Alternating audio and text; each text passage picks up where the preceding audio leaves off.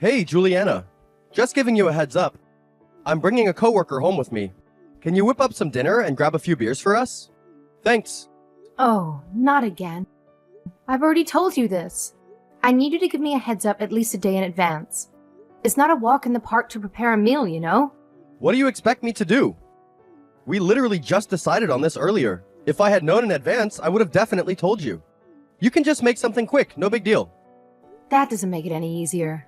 Anyway, there's nothing to cook because I was planning to go grocery shopping tomorrow. No worries. It'll take us about an hour to get home, so why don't you go shopping now? That way, you can grab some ingredients and we'll have everything we need for dinner. I'll handle my coworker's arrival and make sure they're comfortable. Do you think I can magically go shopping and cook a meal in just an hour? Going to the store itself takes time, you know? And let's be real, no matter what I cook, it's going to take at least 30 minutes. I don't want to rush through it and end up with a half-baked dinner. How about you order takeout or grab something on your way home? Hold on. Don't tell me you actually expect me and my coworker to settle for fast food or something. That's just plain rude, seriously. He's our guest, and we should serve him a proper meal that's hot and delicious. I don't want to end up looking like a total joke in front of Wayne. I didn't say anything like that. No need to say anything, it's already settled. Oh, and before you head out to shop, serve us an appetizer to go with our beers. We'll just snack on it while we wait. Meanwhile, you can finish up the shopping and cook the rest of our meal, right? So let's get moving. Chop chop, no more time to waste. Wait, hold up. What do you mean by that? I'm not your servant, am I? It feels like you always talk to me in this authoritative tone. Aren't we supposed to be equals in this relationship? I think it's only fair that we treat each other with respect and on an equal footing. That's what a healthy relationship should be about, don't you think? Why the hell are you so worked up? Just get your act together and get ready now. Suck it up, princess. Do you even realize who's the one busting their ass to put food on the table? Yeah, that's right. It's me. So quit complaining and start pulling your weight around here. We don't have time for your tantrums. Wow, you're just awful. Newsflash, you're not the king of this house. That whole mentality is so outdated and ridiculous. It's not about one person having all the power and making all the decisions. Marriage thrives on harmony, not a struggle for control. Oh, please, don't act all innocent now. You're just a full-time housewife, right, Juliana? Isn't your sole purpose to look after the damn house? Don't pretend like it's some noble duty. You chose that role, so own up to it. Yeah, I get it. But there's a line, you know? I'm not your servant, and I'm definitely not your mother. I know that, but the husband makes money and the wife looks after the house. Those are the roles, aren't they? You're just having a relaxing time without taking your role seriously, Juliana. So you can't complain. Ugh, whatever. I'm just exhausted from going back and forth with you, Daniel. Oh, believe me, I feel the same way. So are you gonna make us dinner? I hope you won't turn me down, especially since I'm the breadwinner here, putting food on the table and all. I know. You've made yourself clear. You just want me to make it, right? Yeah, that's right. You need to know what your role is as the wife. Yeah, sure. I'll make it. And which coworker is coming today? Is there anything they don't like eating? It's Wayne. You know, that needlessly polite guy. He came to visit last month, remember? I think he said he'll eat anything, is that right? Yep, I checked with him just now and he said he'll eat whatever. Got it. It's okay if you do have a beer or two, but don't drink too much, please. Remember the promise you made me. You assured me that you'd be mindful of your alcohol intake and avoid getting wasted. Oh, here we go again. Yeah, I heard you the first time, and you're such a pain. Always nagging and ruining my vibe.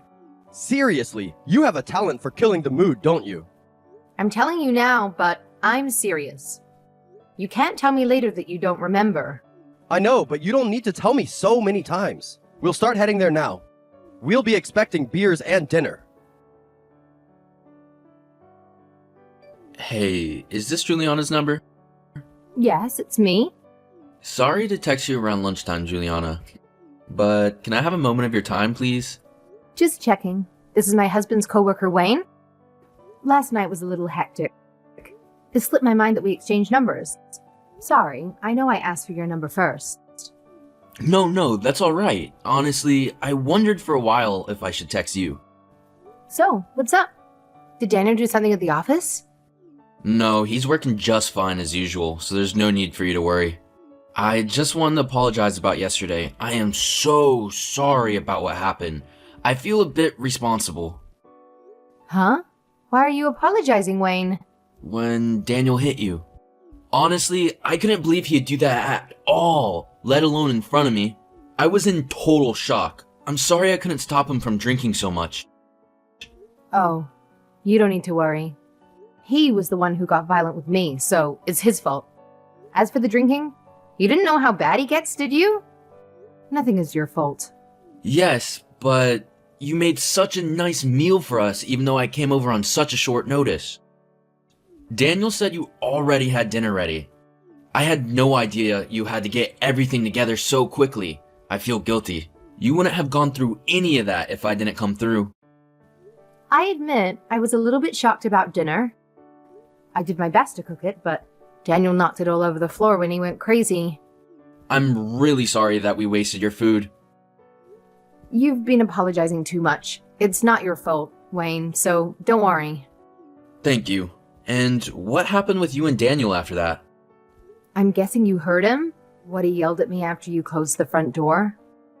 Yes, that if you didn't clean it up by the time he got out of the shower, he'd divorce you.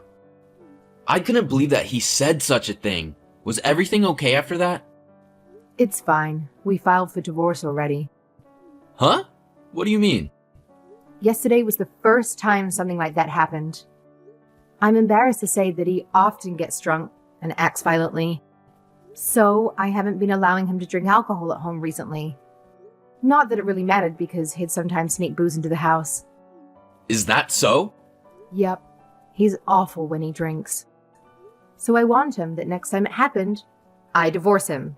I prepared the divorce papers beforehand, which both had our signatures. Wow, you even went that far to prepare for a divorce. So you must have been pretty serious about it. Why did Daniel do such a thing when he knew about that? I don't know. Maybe it means only I was serious about this. He signed the papers, but I guess he thought I'd never actually submit them. Or maybe he thought that a stay-at-home wife wouldn't willingly get divorced. No way, he thought you were bluffing? He had no regard for your well-being at all. I don't think he did, sadly. Well, what's done is done. You don't need to worry about it, Wayne. I'm not sure if I should pry so much, but you said you got divorced, which means you submitted the divorce papers, didn't you? But by yourself? Yes, our divorce is in motion. You might think I'm a ruthless woman for not doing this without talking to him, but I've had enough. No, I don't think you're ruthless. I'm afraid to say this, but honestly, as far as I saw Daniel yesterday, I think that was the right decision. Really? You don't have to be polite. I'm not. This is my honest opinion. I respected Daniel as a manager at the workplace, but after I saw him yesterday, I see him totally different now. I had no idea he was that type of person. He maintains a good public image, but he's arrogant at home and proclaims himself the man of the house. He just uses me for his convenience, like a servant or something. If I disagree with him, he'll get upset and go on a rampage. So, like yesterday, that must be rough. Yes, just like that. When he's sober, he's always bragging about how much he earns. But when he drinks, it's terrible. His income doesn't make up for that. He wasn't like this in the past. Right. I think you made the right decision with the divorce, Juliana. Honestly, I think Daniel's insane. Sorry, I've done nothing but complain about him to you. It's a pretty depressing story, so just forget about it. After finding out how bad things were, listening to you was the least I can do for you. Well, if there's anything I can do to help, I would love to. Thanks. I appreciate it. I'm not sure if there's anything you can do, though, unfortunately. If you got divorced, you might need to move out. For example, or if Daniel gives you any trouble, God forbid. Anyway, if you need help, I'll be here for you. Thanks. This is a problem between me and Daniel. If word gets out that you helped me, it'd be pretty awkward for you at work, right? Even so, I can't just ignore this, because my mother was also abused by my father in the past. So I can't stand that kind of thing. That's horrible. I might be getting overly emotional because of my own parents, but it's true that I want to support you. I couldn't help you yesterday, so please tell me if there's anything I can do for you. Then I'd like to ask you a favor. can I get you to help me now? Huh? Now? Sure, that's okay. Then there's something I need you to do for me, Wayne. So here goes.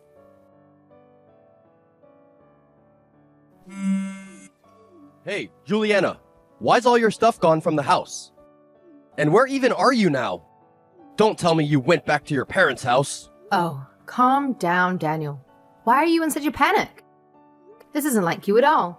Wow, way to dodge the question, you imbecile. I'm asking what the heck's going on. When I came back, you and all your things were gone. You better spill the beans right now or prepare to face some serious consequences.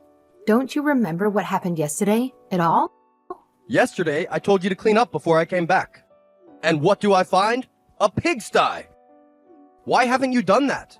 What's gotten into that stupid head of yours? Can't even follow a simple directive? Get your act together and clean up this mess before I lose my patience with you. I don't know what you're getting so worked up about, Daniel. You said it yourself. If I didn't clean up, we were getting a divorce, right? And as you wished, I just got divorced and left the house.